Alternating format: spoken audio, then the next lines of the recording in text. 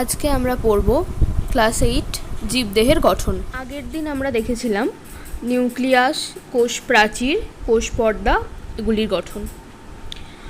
আজ আমরা যেটা পড়ব সেটা হলো আর একটি কোষ অঙ্গাণু, মাইটোকন্ড্রিয়ার গঠন।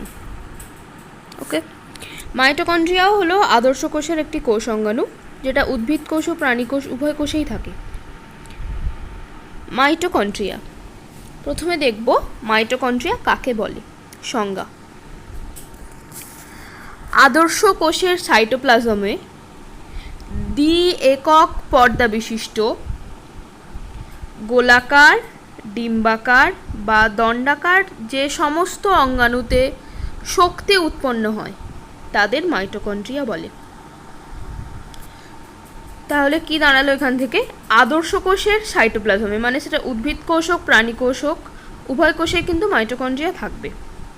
আদর্শ কোষের সাইটোপ্লাজমে দ্বি একক পর্দা বেষ্টিত, দ্বি একক মানে দুটো আলাদা আলাদা একক পর্দা দিয়ে মাইটোকন্ড্রিয়াটা ঘেরা থাকে। যেরকম নিউক্লিয়াস থাকে দুটো আলাদা পর্দা, সেরকম। গোলাকার, ডিম্বাকার বা দণ্ডাকার, যে কোনো আকৃতির হতে পারে, গোলাকার, ডিম্বাকার, দণ্ডাকার, যে সমস্ত অঙ্গাণুতে শক্তি উৎপন্ন হয়, এটা খুব ইম্পর্টেন্ট মাইটোকন্ড্রিয়ার জন্যে। এখানে শক্তি উৎপন্ন হয় তাদের মাইটোকন্ড্রিয়া বলে। নেক্সট, গঠন। সংজ্ঞা থেকেই ফার্স্ট পয়েন্টে পেয়ে যাচ্ছ, প্রতিটি মাইটোকন্ড্রিয়া দুটি পর্দা দিয়ে আবৃত থাকে। দুটি পর্দা থাকা মানেই বাইরের পর্দাকে বলে বহিঃপর্দা, ভেতরের পর্দাকে বলে অন্তঃপর্দা। একটা পয়েন্টের সঙ্গে একটা পয়েন্ট যদি এভাবে রিলেট করে পড়া যায় তাহলে পড়াটা অনেক ইজি হয়ে যাবে। যেমন সংজ্ঞাতে আমরা দেখলাম দ্বি একক পর্দা বিশিষ্ট বলা হয়েছে মাইটোকন্ড্রিয়াকে, তাহলে গঠনের একটা পয়েন্ট আমরা সংজ্ঞা থেকে পেলাম। প্রতিটি মাইটোকন্ড্রিয়া দুটি পর্দা দিয়ে আবৃত। দুটি পর্দা মানে একটা বাইরে থাকবে একটা ভেতরে থাকবে। সো বাইরেরটা বহিঃপর্দা, ভিতরেরটা অন্তঃপর্দা। দুটি পর্দার মাঝখানে অবশ্যই একটা ফাঁকা স্থান থাকবে, সেটাকে বলা হয় বহিঃপ্রকোষ্ঠ বা পেরিমাইটোকন্ড্রিয়াল স্থান। প্রশ্ন আসতে পারে পেরিমাইটোকন্ড্রিয়াল স্থান কাকে বলে? দুটি পর্দার মাঝের স্থানটি, মাঝের ফাঁকা স্থানটি। বহিঃপর্দার গায়ে বাইরের দিকে বৃন্তহীন গোলাকার দানা থাকে, তাকে কি বলে? বহিস্থ দানা বা পার্সনের অধঃএকক। তাহলে বহিঃপর্দার বাইরের গায়ে বৃন্তহীন যে গোলাকার দানা থাকে তাদের বলে বহিস্থ দানা বা পার্সনের অধঃএকক। অন্তঃপর্দা ঘেরা মাঝখানের প্রকোষ্ঠটিকে অন্তঃপ্রকোষ্ঠ বলে। এই প্রকোষ্ঠে অবস্থিত অর্ধতরল পদার্থকে ধাত্র বা ম্যাট্রিক্স বলে। ধাত্র বা ম্যাট্রিক্স কাকে বলে এটাও প্রশ্ন আসতে পারে। অন্তঃপ্রকোষ্ঠে যে অর্ধতরল পদার্থ থাকে তাকে ধাত্র বা ম্যাট্রিক্স বলে। এবার প্রশ্ন, ধাত্রে তাহলে কি থাকে? ধাত্রে প্রোটিন দানা, রাইবোজোম, আরএনএ বা রাইবোনিউক্লিক অ্যাসিড, ডিএনএ বা ডিঅক্সি রাইবোনিউক্লিক অ্যাসিড, এছাড়া বিভিন্ন ধরনের উৎসেচক থাকে। মাইটোকন্ড্রিয়ার অন্তঃপর্দাটি ভিতরের দিকে ভাঁজ হয়ে অসংখ্য আঙুলের মতো প্রবর্ধক গঠন করে। এদের ক্রিস্টি বলে এবং একবচনে ক্রিস্টা বলে। তাহলে ক্রিস্টি কাকে বলে? মাইটোকন্ড্রিয়ার অন্তঃপর্দা মানে ভেতরের দিকে যে পর্দাটা থাকে সেটা আবার ভিতরের দিকে ছোট ছোট হয়ে ভাঁজ হয়ে এরকম আঙুলের মতো হয়ে যে প্রবর্ধক গঠন করছে তাদেরকে একসঙ্গে সবগুলোকে বা অনেকগুলোকে বলা হয় ক্রিস্টি, আর একটাকে বলা হয় ক্রিস্টা।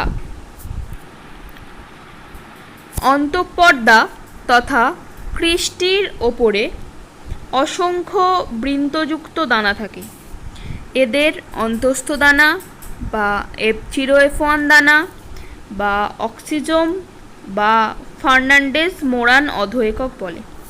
এখানে কিন্তু অনেকগুলো নাম, পরীক্ষা যে কোনো একটা আসতেই পারে।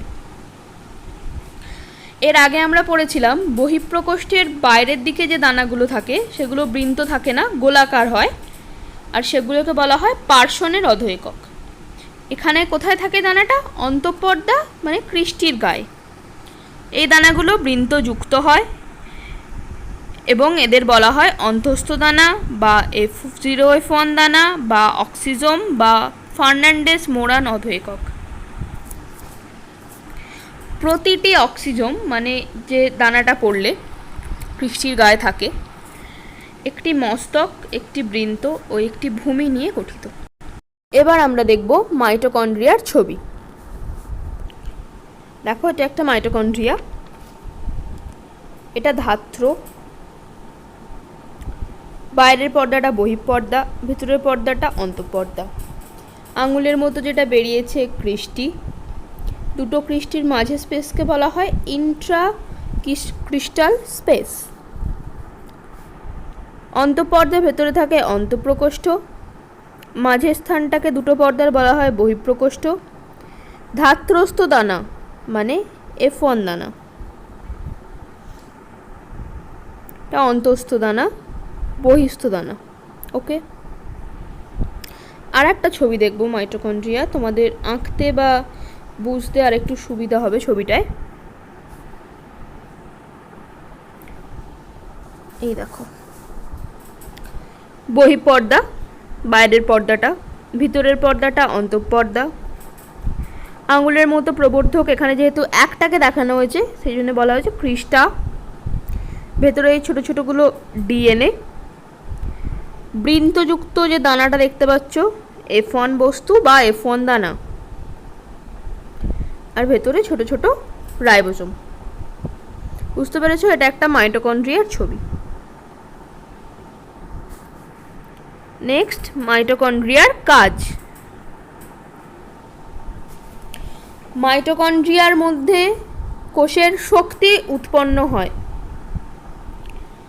মাইটোকন্ড্রিয়ার মধ্যে কোষের শক্তি উৎপন্ন হয়, তাই মাইটোকন্ড্রিয়াকে কোষের শক্তিঘর বলা হয়। এটা খুব ইম্পর্টেন্ট কোশ্চেন। কোন অঙ্গাণুকে কোষের শক্তিঘর বলা হয়? মাইটোকন্ড্রিয়াকে কোষের শক্তিঘর বলা হয়। মাইটোকন্ড্রিয়ায় শ্বসনের কেপস চক্রের বিক্রিয়াগুলি সম্পন্ন হয়। পাচিত সরল খাদ্য অর্থাৎ glucose, amino acid, fatty acid ইত্যাদি জারিত হয়ে এটিপি উৎপন্ন হয়, adenosine triphosphate. Okay, thank you ভিডিওটি দেখার জন্য। যদি ভিডিওটি ভালো লেগে থাকে অবশ্যই লাইক দেবেন এবং চ্যানেলটি সাবস্ক্রাইব করবেন পরবর্তী পার্টগুলির জন্য। এই ভিডিওর আগের পার্টির ভিডিওর লিঙ্কটি এবং এই ভিডিওর নোটের PDF লিঙ্কটি ডেসক্রিপশন বক্সে পেয়ে যাবেন।